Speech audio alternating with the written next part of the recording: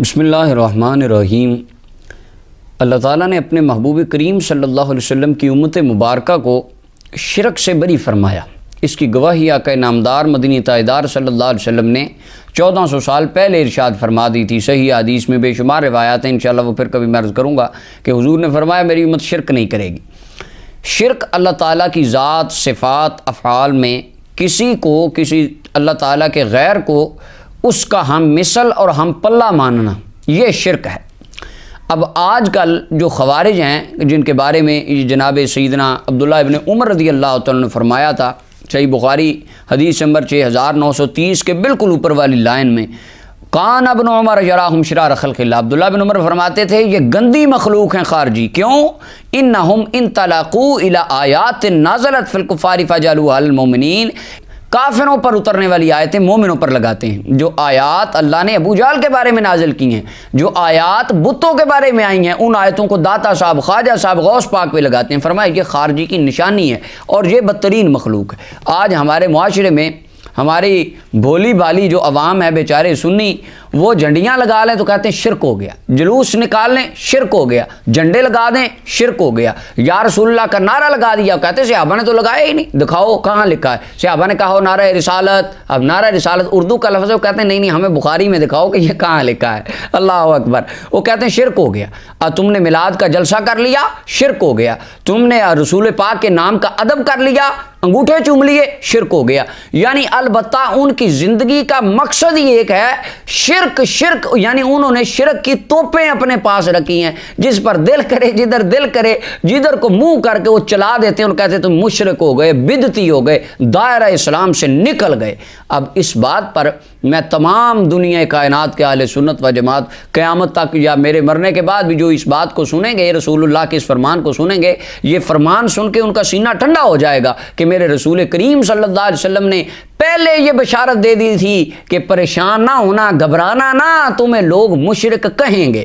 اب یہ جو حدیث مبارکہ ہے یہ میرے سامنے طبرانی معجم الکبیر ہے، اس کی 20 نمبر جلد ہے، اس کا صفحہ نمبر 88 ہے۔ اس کے اوپر حضرت معاذ بن جبل رضی اللہ عنہ کی سند سے موجود ہے یہ حدیث، لیکن اس کی صحیح سند جس کو دیگر محدثین کرام نے لکھا وہ میرے سامنے یہ تفسیر القرآن العظیم امام ابن کثیر کی تفسیر ابن کثیر ہے، اس کی دوسری جلد ہے، اور یہ سورہ اعراف کی آیت نمبر 175 اس کی تفسیر کے اندر امام ابن کثیر نے اس حدیث کو لکھا، اور اس کے علاوہ صحیح ابن حبان کے اندر، کنز المال کے اندر، اور شرح مشکل الاثار کے اندر امام ابو نعیم نے، کتاب السنہ کے اندر امام ابو العاصم نے، اور المطالب العالیہ میں امام ابن حجر اسقلانی نے، معرفت الصحابہ میں امام ابو نعیم نے، مجمع الزوائد میں امام حسمی نے، اور اس کے علاوہ علامہ البانی سلسلۃ صحیحہ کے اندر اس حدیث کو لکھتے ہیں، کہتے ہیں حدیث صحیح ہے۔ اور یہاں میں وضاحت کر دوں، کچھ دوست کہتے ہیں آپ البانی کا بڑا نام لیتے ہیں، میں کوئی شوق سے علامہ البانی کا نام نہیں لیتا کہ میں ان کا فین ہوں،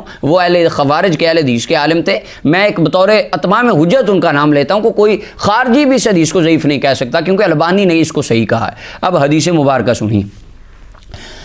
حضرت حذیفہ ابن یمان صاحب السر نبی صلی اللہ علیہ وسلم آپ فرماتے ہیں، قال رسول اللہ صلی اللہ علیہ وسلم، رحمت کائنات صلی اللہ علیہ وسلم نے ارشاد فرمایا، ان مما اتخوف علیکم رجل قرأ القرآن، رسول اللہ نے فرمایا میرے غلاموں مجھے سب سے زیادہ خوف اس بندے سے آتا ہے، ڈر اس بندے سے لگتا ہے جو تم میں قرآن بڑا پڑھے گا۔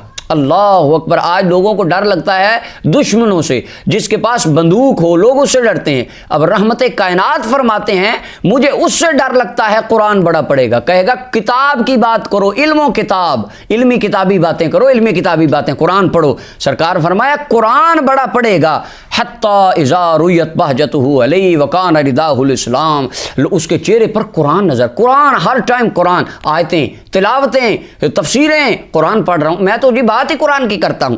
فرمایا اسلام کی چادر اوڑی ہوگی اور اتراتا پھرے گا اس اسلام کی چادر، اپنے قرآن پہ فخر کرے گا کہ میرا جتنا قرآن تو آتا ہی کسی کو نہیں۔